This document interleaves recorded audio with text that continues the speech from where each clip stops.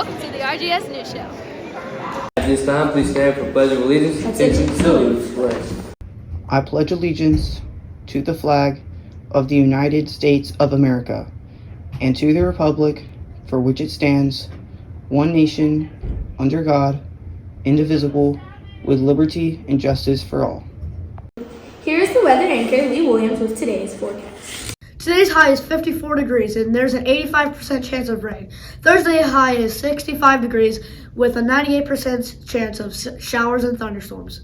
Yearbook staff is selling recognition ads for 8th graders, but they're going fast, so if you're interested, now's the time to buy.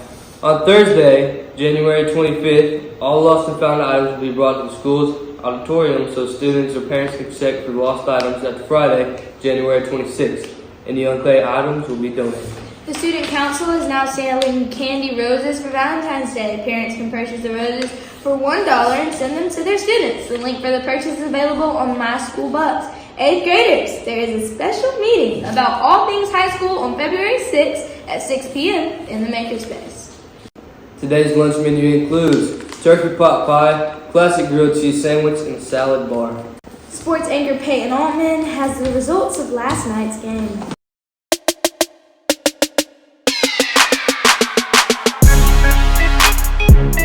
The RGS girls beat Wilmot 34-19. The boys lost a heartbreaker to the final score of 35-27.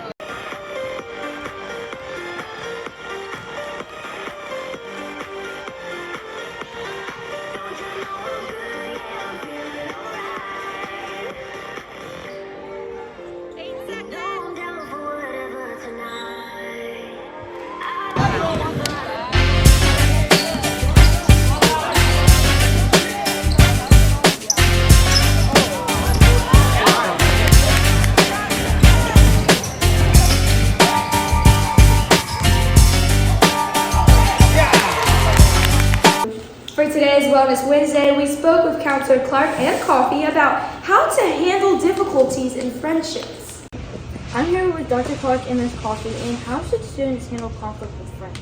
That's a good question. Ms. Coffee, when we work with students, what's something you tell them they should do when they have a conflict with a friend?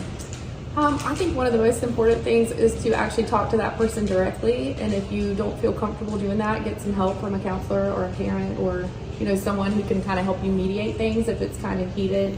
Not talking to everyone else around about what's going on between you and someone else is important, because then everybody's not talking about the problem besides the people who are involved in the problem. So that's one thing, is to try and go to that person and handle it yourself.